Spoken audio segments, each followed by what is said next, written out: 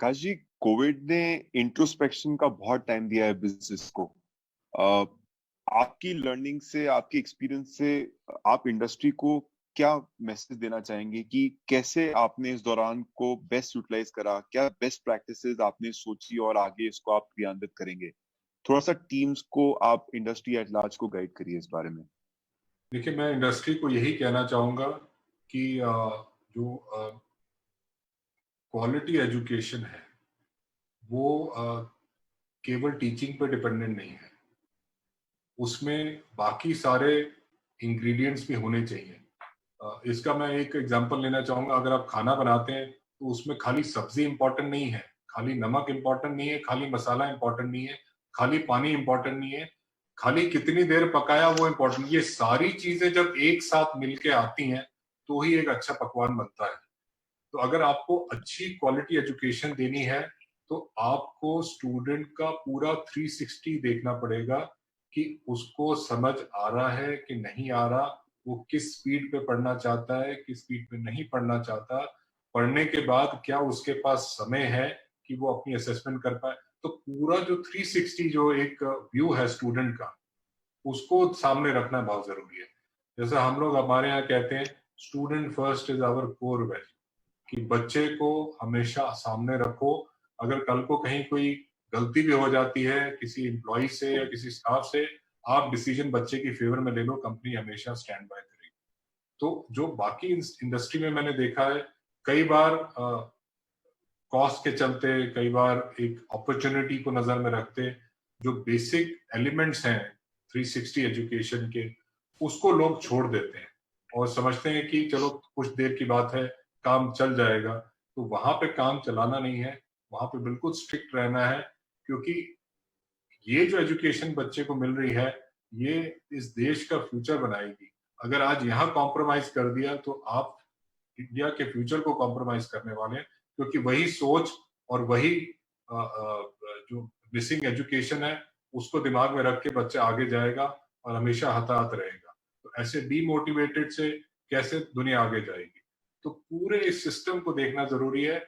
और इस सिस्टम में अगर मैं अपनी बात करूं, तो हमने काफी ज्यादा फोकस रखा है कि भाई हम इंस्टीट्यूट को या कंपनी को या एजुकेशन ऑर्गेनाइजेशन को कैसे एक कॉर्पोरेट स्ट्रक्चर में बना चलाएं, जिससे कि हम एक एंटिटी पे या एक चीज पे रह के सीमित ना हो जाएं। एक पूरा सिस्टम चले जिसकी अकाउंटेबिलिटी हो, रिस्पॉन्सिबिलिटी हो, तभी ये काम प्रोडक्टिवली होगा। नॉर्मली लोग 1% सेंट्रिक हो जाते हैं, तो उस चीज से थोड़ा दूर जाएं और सिस्टम बनाएं और बच्चे की पूरी 360 डिग्री एजुकेशन की तरफ काम करें। बिल्कुल सही बात है कि 360 डिग्री एजुकेशन की जरूरत है। जी सौरभ जी। हम छोटे इंस्टीट्यूट से जब बात कर रहे थे आकाश जी, इस दौरान कोविड के दौरान कई चैलेंजेस आ रहे हैं उनको। आई एम श्योर आपके साथ भी वो चैलेंजेस आए होंगे, वो कहीं ना कहीं फीस को लेके, लोकल रेगुलेशंस को लेके कई चैलेंजेस आ रहे हैं। बिजनेस कंटिन्यूटी के लिए ये इन चैलेंजेस को एक तरह से पॉजिटिवली एड्रेस करना बहुत जरूरी है। किस तरह के चैलेंजेस आपके सामने भी आए और उसको आप किस तरह से एड्रेस करने की एडवाइस देंगे इंडस्ट्री को? सौरभ जी, हमारे सामने पहला सबसे बड़ा जो मेजर चैलेंज आया, वो यही आया कि हमारे सारे क्लासरूम सेंटर्स जो हैं, जैसा कि सरकार ने ऑर्डर दिए, हमने पूरे बंद कर दिए। तो एक जैसा कह सकते हैं कि पूरा एक इंजन चल रहा था पूरे इंडिया में, वो एकाएक बंद हो गया। और उसके बाद एक जो दिमाग में कंफ्यूजन था लोगों को, वो काफी आया कि अब आगे कैसे काम होगा, कैसे पढ़ाई होगी। तो हमने सबसे पहले तो अपनी पूरी टीम को मोटिवेट किया, सारे बच्चों के साथ एक क्लियर कम्युनिकेशन किया कि अभी आप 2 दिन हमें दीजिए, हम पूरा प्लान बना के आपके पास वापस आएंगे। तो सबसे पहली बात, जो लॉ ऑफ द लैंड है, वो हमें हमेशा फॉलो करना है, उससे हमने हट के काम नहीं करना। तो सबसे पहले आता है लॉ ऑफ द लैंड, कि भाई अगर लॉ जो कह रहा है, आप उसकी दृष्टि में काम कर रहे हैं, सही कर रहे हैं, तो उसके बाद आप अपनी सारी प्लानिंग कीजिए, उससे हट के नहीं। क्योंकि आप उससे हट के करेंगे, कहीं ना कहीं आप बाद में जाके दुखित होंगे। तो सबसे पहले तो हमने लॉ को फॉलो किया और अपने सारे सेंटर्स बंद किए। 2-4 दिन का टाइम लिया, पूरा प्लान बनाया सारे बच्चों के लिए कि हम उनको फटाफट, क्योंकि हम फॉर्चुनेट थे इस सिलसिले में कि हमारे पास ऑनलाइन प्लेटफॉर्म्स थे, हमने सारे बच्चों के लॉगिन क्रिएट किए और उनको कम्युनिकेट किया। और ना ही केवल लॉगिन क्रिएट किए, हमने पूरा एक प्लान बना के दिया कि भाई आप बुधवार को क्या पढ़ोगे, वीरवार को क्या पढ़ोगे, शुक्रवार को क्या पढ़ोगे, ये चैप्टर का नाम है, ये वीडियो का लिंक है, और उसके बाद ये टेस्ट देना है। तो थोड़ा डीप में जाके हमने काम किया। तो जो और इसकी वजह से पेरेंट्स को ये भी फीलिंग आई कि भाई हमने तो क्लासरूम के लिए एडमिशन लिया था, आप ऑनलाइन पढ़ा रहे हैं तो वो फीस कैसे दे सकते हैं। तो हमने बिल्कुल उनको मना नहीं किया। हमने कहा जितना आपको लगता है आप दे सकते हैं, आप दीजिए, आप अपनी पढ़ाई शुरू कीजिए ऑनलाइन। जब ऑफलाइन खुलेगा तो हम आपका ये ऑनलाइन को ऑफलाइन में तब्दील कर देंगे और आपकी रिमेनिंग फीस आपसे हम तब ले लेंगे। तो पेरेंट्स ने बहुत आगे बढ़ के हमें सपोर्ट किया, क्योंकि हमने उनकी पढ़ाई रोकी नहीं, उनकी लर्निंग को रोका नहीं, वो सारा हमने लोड अपने ऊपर लिया और उसके बाद हमने उसको कंटिन्यू किया ऑनलाइन। अब जैसे जैसे लॉकडाउन खुलता जा रहा है, धीरे धीरे हम लोग तैयारी कर रहे हैं, हमारे सेंटर्स भी खुलेंगे और जैसे ही सरकार अलाउ करेगी बच्चों को आने के लिए, उनकी गाइडलाइंस है, हम उसकी तैयारी करेंगे। तो हमें इस तरह की सिचुएशन में थोड़ा सा इनोवेटिव सोचना है और ये भी सोचना है कि हम इंक्लूसिव रहें, कि भी अगर पेरेंट जो है वो सवाल पूछ रहा है, फीस नहीं देगा, तो अपनी तरफ से सही है, लेकिन हम भी अपनी तरफ से सही है, हमें पूरा सिस्टम चलाना है, सैलरीज हैं, रेंट्स हैं, तो हमें भी एक कैपेसिटी, एक लिमिटिंग पावर रखनी चाहिए कि बुरे वक्त के समय तक हमारे पास इतनी अवेलेबिलिटी हो एज अ ऑर्गेनाइजेशन कि हम अपने स्टाफ को, अपने बिजनेस को सपोर्ट कर पाए और सही समय आने पे ही हम अपने पेरेंट के पास जाएं और उनको रिक्वेस्ट करें कि आप अब अपनी एजुकेशन ऑफलाइन में कंटिन्यू कीजिए। तो ये 2-4 चीजें हमने करी जिसकी वजह से पेरेंट्स ने काफी हमें सपोर्ट किया और करीबन 85% अटेंडेंस हमारी ऑनलाइन एजुकेशन में आ रही है। बिल्कुल सही बात है कि कहीं ना कहीं कुछ नए इनोवेशन कोविड हमेशा करा ही रहा है, या कोविड के दौर में, कोविड के बाद लगातार एक बात जो ट्रिगर हो रही है, कोविड ये दुनिया बदल करके जाएगा, और उसके कहीं ना कहीं हर कदम पर, हर इंडस्ट्री में एक ना एक चेंजेस दिखाई दे रहे हैं। लेकिन जब इसी बात पे जब हम बात करें, तो उसी आपकी लाइन को आगे मेरा सवाल वही है, कई स्कूल कॉलेज जो 10+2 हो या 10 तक हैं, वो बच्चों के साथ अभी उनके बोर्ड के एग्जाम भी होंगे या उसकी तैयारी करा रहे हैं, लेकिन मैक्सिमम के पास इंफ्रा के नाम पे या तो जूम है या व्हाट्सएप है या माइक्रोसॉफ्ट मीटिंग्स है। इनके अलावा उनके पास कोई अवेलेबल इंफ्रा अभी तक नहीं है जिससे वो बच्चों को 1-to-1 मार्किंग के साथ पकड़ सके। तो ऐसे में कहीं ना कहीं उनके लिए बड़ा चैलेंज है कि वो बच्चों के साथ कैसे करें। तो उनके लिए क्या आप सलाह देंगे कि वो बच्चों को किस तरह से इंगेज करें, किस तरह से उनकी मैन टू मैन मार्किंग करें?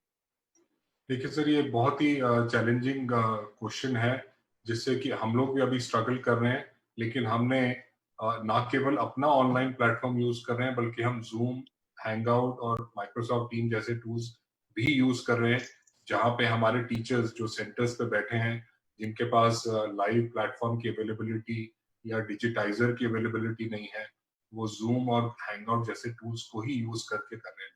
तो इसमें टीचर का जो काम है वो बहुत बढ़ जाता है। देखिए, अमूमन एक टीचर जब क्लास में पढ़ा रहा है तो 40 बच्चे सामने बैठे हैं, तो उनको डिसिप्लिन करना, उनको समझाना, उनके साथ कंटेंट शेयर करना बहुत आसान हो जाता है। लेकिन अभी की सिचुएशन अगर आप देखें तो 40 बच्चे 40 अलग घरों में बैठे हैं और 40 अलग इंटरनेट लाइंस पे हैं और 40 अलग एनवायरनमेंट में बैठे हैं, शोरगुल है, क्या है। तो उनको फिर एक सेंट्रल पीस से डिसिप्लिन करना बड़ा मुश्किल हो जाता है। तो इसीलिए आपके जो टीचिंग पेडागॉजी है, उसमें हर 15 मिनट बाद एक एंगेजिंग क्विज, एक एंगेजिंग क्वेश्चन, हर बच्चे से पोल लेना, फ्रीक्वेंट अटेंडेंस लेना विद इन द क्लास, ताकि आप एक पूरी जो एक अट्रैक्शन है, बच्चे की अटेंशन है, उसको बना के रखें। जैसे हम लोग बच्चों को कहते हैं, जब आप लेक्चर लें तो आप स्पीकर पे ना सुने, आप हेडफोन लगाएं, ताकि आप बाहर की नॉइज से बिल्कुल बंद हो जाए। तो इस तरह के टूल्स हम यूज कर रहे हैं। टीचर्स को ट्रेनिंग दे रहे हैं, जैसे उनको नोट्स भेजने हैं तो वो स्कैन करके फोटो खींच के बच्चों को भेजें, बच्चे उनको करके वापस, हमने व्हाट्सएप ग्रुप्स बनाए हैं, टेलीग्राम के ग्रुप्स बनाए हैं, ईमेल आईडीज बनाए हैं, जिसमें बच्चे वापस भेज रहे हैं, उनको चेक करके फिर टीचर्स वापस भेज रहे हैं। तो एक टीचर जिसके लिए पहले कितना आसान होता था कि क्लास में गए, लेक्चर खत्म किया और निकल गए, अब उसको क्लास भी चालू करनी है, कंट्रोल भी करना है, पेपर भी मंगवाना है, वापस भी भेजना है, स्कोर कार्ड भी बनाना है और अपलोड भी करना है, तो काफी काम बढ़ गया है। इसके लिए रिपीटेड ट्रेनिंग, रिपीटेड इन्वॉल्वमेंट करना बहुत जरूरी है। अदरवाइज ये एक बैड एक्सपीरियंस और लर्निंग हो जाएगा और बच्चे इससे मुंह मोड़ लेंगे, तो ये बहुत जरूरी है। बिल्कुल सही बात है कि इंटरेक्शन सबसे ज्यादा जरूरी है, कि जब तक इंटरेक्शन नहीं होगा बच्चे कहीं ना कहीं इस नई लर्निंग के साथ कनेक्ट नहीं होंगे। सौरभ जी। आकाश जी, आपने शुरू में बताया कि कैसे आपकी टीम ने और आपने पूरा मिलके एक लेगेसी को बनाया है। आपका कहीं ना कहीं एम्फेसिस ट्रस्ट कॉन्फिडेंस पे बहुत जबरदस्त रहा है स्टूडेंट्स की आपकी इंस्टीट्यूट में। आने वाले टाइम्स में स्पेशली ऑनलाइन एजुकेशन में जब अब ऑनलाइन एग्जामिनेशंस होंगे, क्या यार्डस्टिक रह जाएंगी, क्या चेंजेस होंगे यार्डस्टिक में इस एफिशिएंसी और इफेक्टिवनेस को मापने के? अभी तक तो हम लोग ऑनलाइन एजुकेशन जो है बहुत ही एक बेसिक सिस्टम से दे रहे हैं, जिसमें कि हम लोग एक ट्रस्ट बच्चे पे करा पा रहे हैं कि वही टीचर पढ़ाएगा, वही आकाश की फैकल्टी पढ़ाएगी जो आपको क्लासरूम में मिलती थी। तो वो ट्रस्ट हम कहीं ना कहीं जो अपना 30 इयर्स का एक ट्रैक रिकॉर्ड है, जो एक एक्सपीरियंस है, जो ability to turn around question या जो भी उनको कंटेंट चाहिए जल्द से जल्द हम उनको करा पाए, तो वो जो एक मशीनरी पीछे चल रही है उसकी वजह से हम काफी इफेक्टिवली ये एक ट्रस्ट लेवल और रिस्पेक्ट लेवल मेंटेन कर पा रहे हैं। लेकिन आने वाले समय में इस चीज को रेप्लिकेट करना बहुत आसान रहेगा बाहर के लोगों के लिए। तो हमारे लिए एक चैलेंज रहेगा कि हम कैसे अपने हर बच्चे के लिए एक पर्सनलाइज्ड एजुकेशन प्रोफाइल और उसकी एक personalised attention and education journey उसके पूरे कोर्स की कैसे बनाएं, ताकि वो उस जर्नी में इतना ज्यादा व्यस्त हो जाए और उसको उसमें इतना मजा आ जाए कि उसको बाहर कहीं देखने की या कहीं जाने की जरूरत ना पड़े। वो एक अपने आप में ही एक आत्मनिर्भर, मैं वर्ड यहाँ यूज करना चाहूंगा, एक सिस्टम पेडागोगी का बन जाए, जिसमें बच्चे को लगे कि उसको अब ये कंपनी जो उसको बना के दे रही है वो उसका पूरा एक हित उसके मन में है और उसको उसके टारगेट तक लेके जाएगी। तो हमारे आगे प्लान है एक डीपर टेक्नोलॉजी, एक डीपर स्टूडेंट जर्नी के, जिससे कि हम इन बच्चों का फेथ और कॉन्फिडेंस हमेशा बनाए रखना चाहेंगे। बिल्कुल सही बात है आकाश जी। फेथ और कॉन्फिडेंस कहीं ना कहीं ये सबसे बड़ी जरूरत है आज के वक्त में, क्योंकि जो माहौल है उसमें अगर आपका किसी पर फेथ है और आपका कॉन्फिडेंस है तो कहीं ना कहीं आप इससे माहौल से बड़े आराम से निकल जाएंगे। एक कहीं ना कहीं आपकी इंडस्ट्री पर एक कहीं ना कहीं सवाल उठता है। एक बात कही जाती है कि आप अगर इंजीनियरिंग की तैयारी कर रहे हैं या आप मेडिकल एजुकेशन की तैयारी कर रहे हैं, एंट्रेंस एग्जाम की तैयारी कर रहे हैं, आप 12th में पास करके जा रहे हैं तो कहा जाता है आप बहुत डिले हो गए, आप बहुत लेट आए हैं। आपको तो इस सिलेबस में 9th में जब बच्चा आया था तभी उसको उस स्ट्रीम के साथ कनेक्ट हो जाना चाहिए था। 10 में आ गया तो 10+2 प्रोग्राम हमारा ज्वाइन कर लेना चाहिए था। तो इसमें क्या हो रहा है कि बच्चा जो ज्वाइन कर लेता है या तो वो स्कूल से डिटैच हो जाता है या फिर वो सिर्फ कोचिंग के साथ जुड़ पाता है। तो दोनों जो कहीं ना कहीं एक जो कंट्राडिक्टरी है कि स्कूल जो पढ़ा रहे हैं और कोचिंग जो पढ़ा रही है, कोचिंग अपने गोल की तरफ जा रहे हैं और स्कूल अपने गोल की तरफ जा रहे हैं, तो दोनों गोल में जो एक डिफरेंस क्रिएट होता है उसको कैसे मैनेज किया? नहीं, मेरे हिसाब से शैलेंद्र जी ये बहुत बड़ा मिथ है कि अगर आप 12वीं में आके अपनी पढ़ाई एंट्रेंस के लिए शुरू करते हैं तो आप बहुत लेट हो गए। ये एक मुझे नहीं समझ आता इसमें कि ये कैसे इस चीज पे लोग विश्वास करते हैं। ये आज जरूरी है कि भाई आज हम देखते हैं कि 9वीं से 10वीं से प्रोग्राम शुरू हो गए हैं, लेकिन ऐसा कहीं नहीं लिखा है और हमारे साथ हर साल ऐसे केसेस आते हैं जो बच्चा 12वीं में आया और अपना आईआईटी में मेडिकल में सिलेक्शन अच्छे रैंक से लेके गया।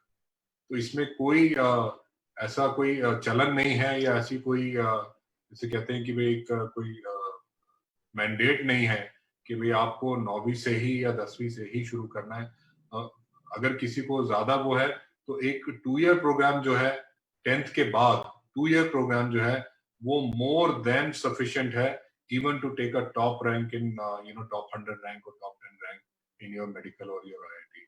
अगर किसी ने ठान ही ली है कि मुझे 4 साल रगड़ना है, मुझे पढ़ना है, मुझे एक एक चैप्टर पे इतना काम करना है, तो उसको कोई रोक नहीं सकता। और वो करते भी हैं बच्चे, 4-4 साल भी लगाते हैं, अच्छे नंबर भी लाते हैं, और ऐसे भी हैं जो 4 साल लगाते हैं उसके बाद भी सिलेक्शन नहीं होता।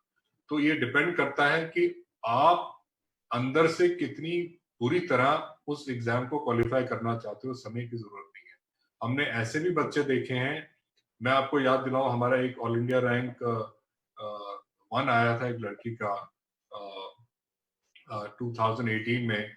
वहां पे उस बच्ची ने, कल्पना ने, उसका 11वीं के एंड में 720 में से एवरेज स्कोर था 580, और जबकि टॉप 10 जो है वो 685 पे खत्म हो गया। तो आप अंदाजा लगा सकते हैं किस तरह से बच्चे ने मेहनत करी, और उसके बाद अपना 580 से स्कोर फाइनली नीट में 691 पे वो बच्चा लेके गया और ऑल इंडिया रैंक बन गया। तो ये बच्चे की मेहनत पे डिपेंड करता है, वो कितना सीरियस है और किस स्ट्रक्चर्ड वे में वो अपनी इस टारगेट के पीछे लग गया है। तो अगर वो इतनी मेहनत से लग जाएगा तो एक साल में हो जाएगा, 2 साल में हो जाएगा, कोई दिक्कत नहीं। हमारे पास ऐसे बच्चे भी आते हैं जो बोर्ड एग्जाम खत्म होने के बाद 45 दिन का क्रैश कोर्स करते हैं, उसमें जी जान लगा देते हैं, और उससे पहले अपनी बोर्ड में जी जान लगाते हैं, और इन दोनों एफर्ट की वजह से वो अपना आईआईटी और मेडिकल क्लियर कर जाते हैं। क्योंकि आप जानते हैं नीट और जेई में अधिकतर सारा कॉन्सेप्ट जो है वो एनसीईआरटी पे बेस्ड है। अगर बच्चा 12वीं की अच्छी तैयारी करके भी अटेम्प्ट करता है तो ऐसा नहीं है कि उसके चांसेस 0 है, कम है लेकिन है। 11वीं में करता है तो बहुत अच्छे हैं, 12वीं में करता है, मेहनत करके डेफिनेटली कर सकता है। तो ऐसी कोई दवा नहीं है, ऐसा कोई मैंडेट नहीं है कि आपको 9वीं से ही चालू